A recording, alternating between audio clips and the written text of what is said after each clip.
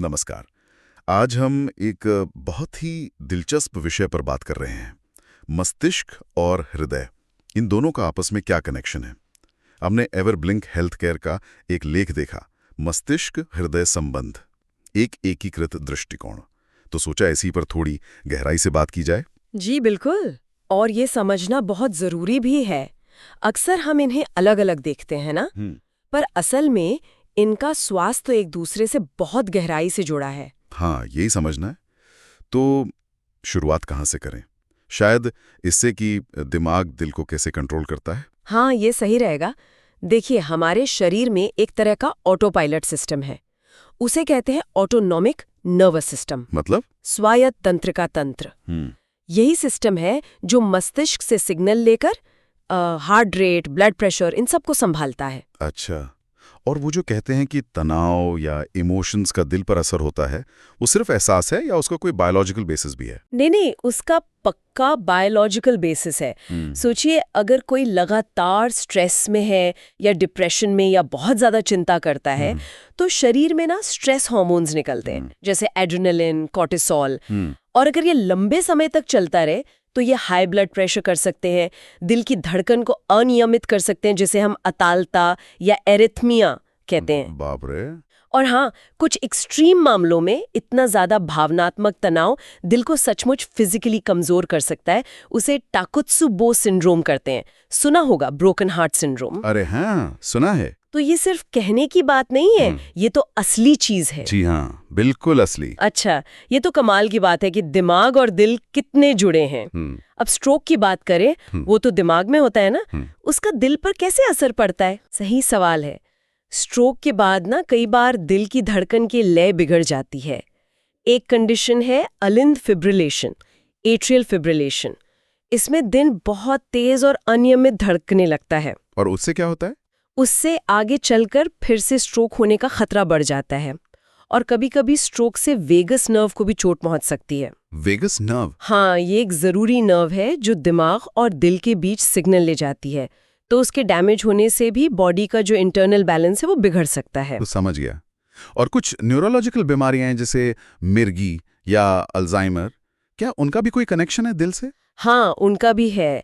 जैसे मिर्गी यानी एपिलेप्सी के दौरे के दौरान कुछ दुर्लभ मामलों में सडन कार्डियक अरेस्ट का खतरा देखा गया है।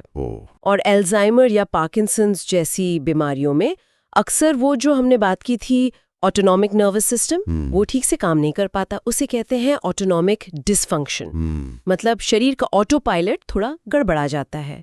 इससे ब्लड प्रेशर कंट्रोल में दिक्कतें, हार्ट रेट में प्रॉब्लम, ये सब हो सकता है जो आगे चलकर दिल के लिए रिस्क बढ़ाता है। ये तो हुई दिमाग के असर की बात, पर ये रास्ता तो दो तरफा है जैसा आपने कहा था। मतलब दिल की सेहत का असर दिमाग पर भी पड़ता होगा? बिल्कुल पड़ता है। सोचिए, अगर दिल कमजोर हो जाए, जैसे हार्ट फेलियर में होता है, तो दिल ठीक से खून पंप नहीं कर पाता। इसका मतलब है कि दिमाग तक पर्याप्त खून और जरूरी पोषक तत्व, ऑक्सीजन वगैरह नहीं पहुंच पाते। और दिमाग पर इसका असर कैसे दिखता है फिर? क्या होता है? इसके कारण ना लोगों को सोचने समझने में थोड़ी मुश्किल महसूस हो सकती है, चीजें याद रखने में दिक्कत, जिसे आजकल लोग ब्रेन फॉग भी कहते हैं। अच्छा, ब्रेन फॉग। हाँ, और अगर ये स्थिति गंभीर हो तो ये वैस्कुलर डिमेंशिया तक ले जा सकती है।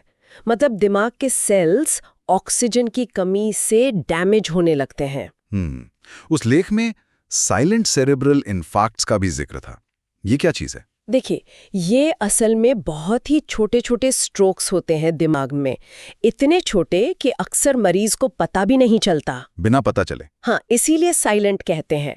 ये उन लोगों में ज्यादा कॉमन है जिन्हें अलिंद फिब्रिलेशन या कोरोनरी आर्टरी डिजीज जैसी दिल की समस्याएं होती हैं। भले ही ये छोटे हों, पर समय के साथ ये जमा होते जाते हैं और धीरे धीरे सोचने समझने की जो क्षमता होती है, जिसे कॉग्निशन कहते हैं, उसे कमजोर कर सकते हैं। तो ये तो एकदम साफ है कि दिमाग और दिल भाई अलग अलग नहीं है, इनकी सेहत एक ही कहानी का हिस्सा है। बिल्कुल सही कहा आपने। तो फिर इसका मतलब इलाज और देखभाल के नजरिए से क्या है? इसका सीधा मतलब ये है कि हमें इलाज के लिए एक ज्यादा मिला जुला इंटीग्रेटेड अप्रोच चाहिए। अब ये ट्रेंड बढ़ भी रहा है। न्यूरोलॉजी और कार्डियोलॉजी डिपार्टमेंट्स साथ मिलकर काम कर रहे हैं, क्योंकि ये जरूरी हो गया है। अच्छा, तो इस मिलीजुली देखभाल में क्या कुछ नया हो रहा है? कोई खास तकनीक या तरीके? हाँ, हो रहा है। जैसे एडवांस्ड स्कैनिंग तकनीकें हैं, फंक्शनल एमआरआई है जो दिखाता है कि दिमाग के कौन से हिस्से कब एक्टिव हैं, कार्डियक पीईआईटी स्कैन है दिल के लिए, और बायोमार्कर्स पर भी रिसर्च चल रही है। जैसे BDNF एक प्रोटीन है, ये दिमाग और दिल दोनों के सेल्स की हेल्थ के लिए ज़रूरी है, तो इसका लेवल चेक करके शायद दोनों की सेहत का अंदाज़ा लगाया जा सके। दिलचस्प है। और क्या कोई ऐसी दवाएं या थेरेपी हैं जो दोनों पर काम करती हों? कुछ हद तक है, जैसे बीटा ब्लॉकर्स हैं। ये दवाएं हार्ट रेट तो कंट्रोल करती हैं, साथ में कुछ हद तक एंजाइटी मतलब चिंता कम करने में भी मदद कर सकती हैं। अच्छा। एंटी डिप्रेसेंट्स जो डिप्रेशन के लिए दी जाती हैं, उनके दिल पे क्या असर पड़ते हैं, इस पर भी स्टडी हो रही है। और कुछ नई थेरेपी भी हैं, जैसे वेगस नर्व स्टिम्युलेशन, इस पे भी काम चल रहा है कि ये दिमाग दिल के कनेक्शन को कैसे बेहतर बना सकती है। तो निचोड़ ये निकलता है कि हमारा शरीर कोई अलग-अलग पुर्जों का जोड़ नहीं है। दिमाग का स्वास्थ्य और दिल का स्वास्थ्य ये एक दूसरे से बहुत गहरे जुड़े हुए हैं। बिल्कुल। और इसका प्रैक्टिकल मतलब ये है कि अगर किसी को दिल की बीमारी है तो हमें उनके कॉग्निटिव फंक्शन मतलब सोचने समझने की क्षमता पर भी ध्यान देना चाहिए। हो सकता है उसमें गिरावट का रिस्क हो। और दूसरी तरफ अगर किसी को स्ट्रोक हुआ है तो उनमें दिल की लय बिगड़ने जैसे अतालता का कोई छिपा हुआ खतरा तो नहीं, ये भी देखना जरूरी है। इसलिए न्यूरोलॉजी और कार्डियोलॉजी का ये जुड़ाव बहुत जरूरी है। सही बात है। इस गहरे कनेक्शन को समझने के बाद एक सवाल मन में आता है कि जब हम किसी एक सिस्टम का इलाज करते हैं, मान लीजिए दिल का, तो हमें कितना सोचना चाहिए कि इसका असर दिमाग पे क्या होगा, या दिमाग का इलाज कर रहे हैं तो दिल पर क्या असर होगा। और भविष्य में मेडिकल साइंस इस इंटरकनेक्शन को, इस आपसी तालमेल को और बेहतर तरीके से कैसे अपने इलाज में शामिल कर सकता है, ये सोचने वाली बात है।